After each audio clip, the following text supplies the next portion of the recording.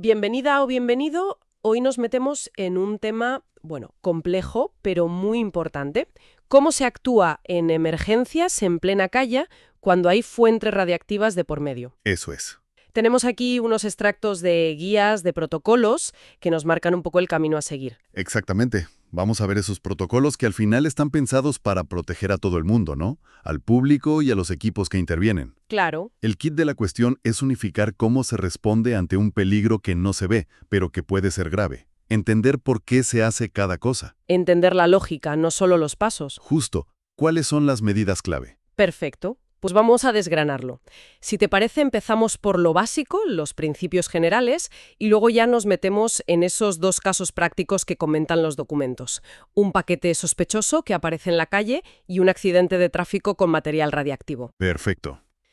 Vale, pues antes de hablar de sirenas y trajes especiales, los papeles estos insisten mucho en unas bases. ¿Cuáles son esas medidas de protección principales, las fundamentales? Pues mira, hay varias y tocan distintos palos, pero todas buscan minimizar el daño, claro. Por un lado, las que afectan directamente a la gente. Ajá. Hablamos de evacuar, si hay que alejar a la gente del peligro, o confinarla, o sea, decirles que se queden en casa o en edificios para protegerse. Vale. También está la profilaxis con yoduro potásico. Pero ojo, eso es solo para casos muy concretos, si se libera yodo radiactivo, no es para todo. Entendido. Y luego, por supuesto, rescatar y atender a las víctimas, que es la prioridad número 1. Después vendría la descontaminación, si hace falta, de la gente y de los propios equipos de emergencia. Y ya más a largo plazo, pues podría llegar a restringirse el consumo de agua o alimentos de la zona afectada. Vale, eso para proteger a las personas. Pero, ¿y la radiación en sí? ¿Cómo se controla la fuente del problema?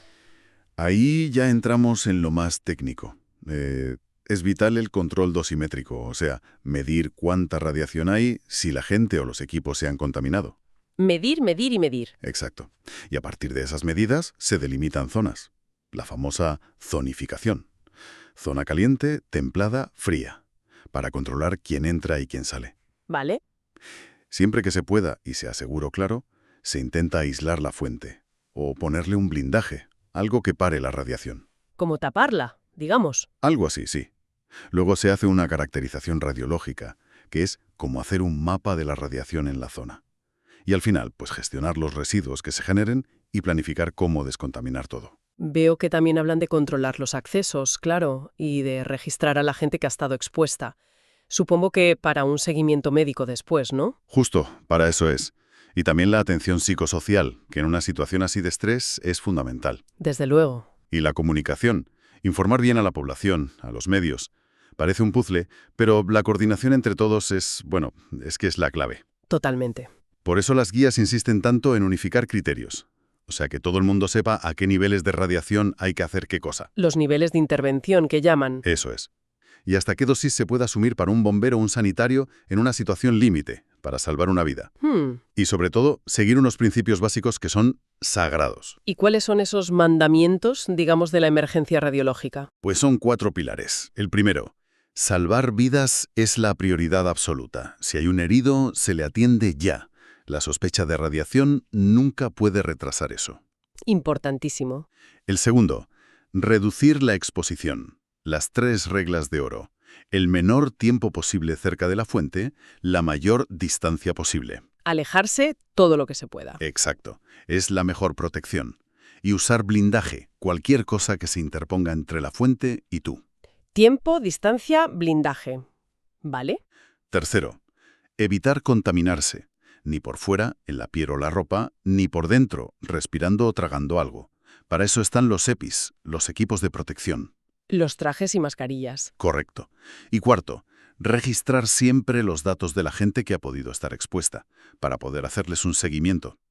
Es interesante eso que comentan de la diferencia entre el personal que actúa, porque no todos llegan igual de preparados, ¿verdad? Exacto. Y es una distinción súper importante para entender cómo va la cosa. ¿Hablan de primera respuesta? Los primeros en llegar. Sí. La policía local, los bomberos del parque más cercano, actúan con lo que tienen, su formación general y sus equipos habituales. A veces, sobre todo si hay que rescatar a alguien rápido, pues asumen riesgos sin saber exactamente cuánta radiación hay. Se la juegan, vamos. Un poco sí. Y luego está la segunda respuesta, Ahí ya entra gente especializada en riesgo radiológico. Los expertos. Eso es, con formación específica, con medidores, con trajes adecuados, los que están en el plan de emergencia nuclear o radiológico. También distinguen entre medidas urgentes y a largo plazo. Las urgentes serán para el primer golpe, imagino. Justo. Las urgentes buscan cortar de raíz los efectos más graves y rápidos de la radiación, los que llaman deterministas. Los que pasan seguros si te expones mucho. Exacto. Y también reducir la probabilidad de los efectos a largo plazo, como el cáncer, los estocásticos. Aquí entra pues medir rápido la radiación, evacuar o confinar a la gente, controlar quién entra y sale, protegerse con los EPIs, descontaminar rápido si hace falta, intentar aislar la fuente. Y lo del yodo, si aplica. Vale. Las medidas a largo plazo, como controlar alimentos, limpiar grandes zonas, realojar gente, eso ya viene después en la fase de recuperación, con más calma y más información. De acuerdo. Pues con todo esto en mente, vamos a ese primer caso práctico. Aviso al 112. Alguien ha visto un paquete sospechoso en la calle con el símbolo de radiactividad. ¿Qué pasa entonces? Pues se activa todo el mecanismo. Lo primero llega la policía, y su primera acción es clave. Mirar qué pasa, pero desde lejos. Mínimo 30 metros.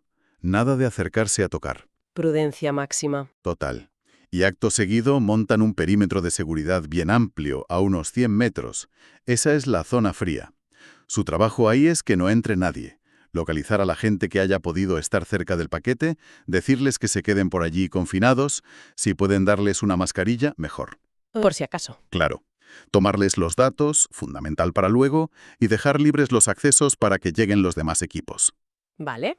Policía asegura el perímetro. Llegan los bomberos, la primera respuesta.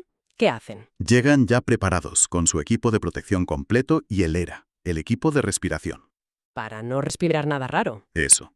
Confirman y aseguran la zona caliente, que inicialmente se pone a 30 metros del paquete.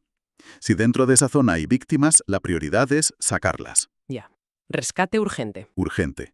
Y aplicando las reglas. Los menos bomberos posibles, el menor tiempo posible dentro. Si pueden, les ponen mascarilla a las víctimas también. Intentan ver si el paquete tiene alguna etiqueta más, algún símbolo. Y hacen algo súper importante. Rellenar una ficha tipo. ¿Qué apuntan ahí? Datos cruciales. ¿Cuánto tiempo creen que las víctimas han estado expuestas? ¿A qué distancia más o menos? Los nombres de los bomberos que han entrado. ¿Cuánto han tardado en el rescate? Hacen un dibujillo rápido, un croquis. Toda esa información es, oro molido para los que vienen detrás. Entiendo. Y una cosa importante. Les dicen a los bomberos que han rescatado que se queden cerca de las víctimas, fuera de la zona caliente, hasta que se compruebe si están contaminados. Y por supuesto, avisan a su central para que se dé parte al CSN, al Consejo de Seguridad Nuclear. ¿Y los sanitarios? ¿Dónde se ponen? ¿Qué hacen? Siempre fuera de la zona caliente, claro, en la zona fría, o, si se crea una intermedia, la templada. Montan allí sus puestos para atender y clasificar a los heridos, el triaje. Y si tienen los equipos, los contaminómetros, comprueban si las víctimas tienen contaminación en la ropa o la piel. Para descontaminar antes de llevarlos al hospital, si hace falta. Exacto. Aplican sus protocolos. Y entonces llega la caballería, los bomberos especialistas en riesgo radiológico, la segunda respuesta. Eso es. Llegan ya con la información de la ficha y el croquis que han hecho los primeros. Se equipan a tope, con protección específica para esto. Trajes tipo 3B, mascarillas FFP3, dobles guantes, botas especiales. ¿Bien protegidos? Sí. Y lo primero que hacen es comprobar si los compañeros que llegaron antes, policías y bomberos de la primera respuesta, se han contaminado. Asegurarse de que están bien. Claro. Y después entran en la zona caliente para hacer un reconocimiento radiológico ya en serio. Empiezan a medir en el borde, en los 30 metros, y van avanzando hacia el paquete con los detectores. ¿Hasta dónde se acercan? Se paran donde el medidor marque 2.5 microsieverts por hora, USVH. Es un nivel bajo, de precaución, un umbral operativo. Un momento, microsieverts por hora. Para que nos hagamos una idea, ¿eso es mucho, poco? Pues a ver, es una tasa de dosis relativamente baja. Para que te hagas una idea, la radiación natural que recibimos todos los días es mucho menor. Claro, pero, por ejemplo, en un vuelo largo en avión puedes recibir unos 3, 4 o 5 USVH. Ah, vale. O sea, 2.5 USVH es un nivel que se detecta fácil, pero que se considera seguro para trabajar con cuidado, por gente entrenada y durante poco tiempo. Entendido. Desde ese punto usan pértigas con detectores para medir más cerca y a distintas alturas sin tener que meterse ellos mismos. Y hacen algo muy listo. Ponen dosímetros, medidores personales, donde estuvieron las víctimas y los rescatadores durante el tiempo que se estima que estuvieron allí. Para intentar medir la dosis real que recibieron. Exacto, para tener una estimación lo más real posible. El documento da un ejemplo con números, con una fuente de cobalto 60, que por lo visto es común, Sí, se usa en industria, en medicina. con una actividad de 2100 megabecquerels, MBQ, y calculan que a 1 metro de esa fuente la radiación sería de 735 microsievert HV. ¿Eso ya permite calcular riesgos? Claro, los becquerels, MBQ o gigabecquerels, GBQ, miden cómo de fuerte es la fuente, cuánta radiación suelta. Los sieverts, microsievert o milisievert, miden el efecto que esa radiación puede tener en nosotros. Vale. Con esa tasa de 735 microsievert a 1 metro, ponen una tabla que se ve muy bien. Cruzan el tiempo que has estado expuesto y la distancia a la que estabas, usando la ley esa del inverso del cuadrado, que básicamente dice que si te alejas el doble, recibes 4 veces menos radiación. La distancia protege mucho. Muchísimo. Pues calculan dosis para gente inventada. Un policía que hubiera estado 15 minutos a 1 metro recibiría unos 184 microsievert, pero otro que estuviera a 50 metros, aunque estuviera casi 1 hora, 50 minutos, recibiría solo 0,24 microsievert. La diferencia es bestial. Queda clarísimo por qué tiempo y distancia son claves. Clarísimo. Y al final, llega al CSN. Así es. El equipo del Consejo de Seguridad Nuclear recoge toda la información. La ficha, el mapa de radiación, las estimaciones de dosis. Ellos son los que identifican bien la fuente, dicen qué blindaje hace falta para manejarla y coordinan que se la lleve una empresa autorizada. Y basándose en sus medidas, establecen ya la zonificación final, oficial, y dicen qué zonas hay que limpiar o restringir. Vale, queda claro el proceso para un bulto quieto. Ahora, ¿cómo cambia esto en el segundo escenario? Accidente de tráfico en autovía. Varios coches, una furgoneta con el símbolo de radiactividad y heridos a la vista. Pues a ver, la base es la misma, proteger, medir, controlar. Pero claro, el escenario es mucho más caótico, más dinámico. Llega la policía o la Guardia Civil. Las primeras acciones parecidas. Perímetro de 100 metros, la zona fría, confinar a la gente cercana, tomar datos, asegurar que puedan llegar los demás. Pero aquí hay una tarea extra súper urgente. Intentar saber quién es el transportista y llamarle ya. Necesitan información vital sobre la carga. ¿Qué es? ¿Cuánta actividad tiene? Ojo, no es lo mismo megabecquerels que gigabecquerels. ¿Cómo va embalado? Esa información puede cambiarlo todo. Claro, saber a qué te enfrentas. Exacto. Llegan los bomberos de primera respuesta. Actúan muy diferente. Las prioridades inmediatas, las mismas. Equipo completo y ERA, montar la zona caliente a 30 metros del vehículo y, sobre todo, rescatar a los heridos. En un accidente, esto es aún más prioritario y puede ser más complicado. Más difícil sacar a la gente. Claro. Aplican las mismas reglas. Poca gente, poco tiempo. Ponerles mascarillas si se puede. Miran si ven símbolos en el vehículo o en los bultos. Recogen la información que les dé la policía sobre la carga. Y rellenan la ficha tipo. Tiempos, distancias, nombres, croquis. Y avisan para que se alerte al CSN. Los sanitarios, me imagino, actuarán igual. Triaje, atención, posible descontaminación en zona segura. Correcto. Sus funciones clave no cambian. Y la segunda respuesta, los bomberos especialistas pues siguen el mismo guión también.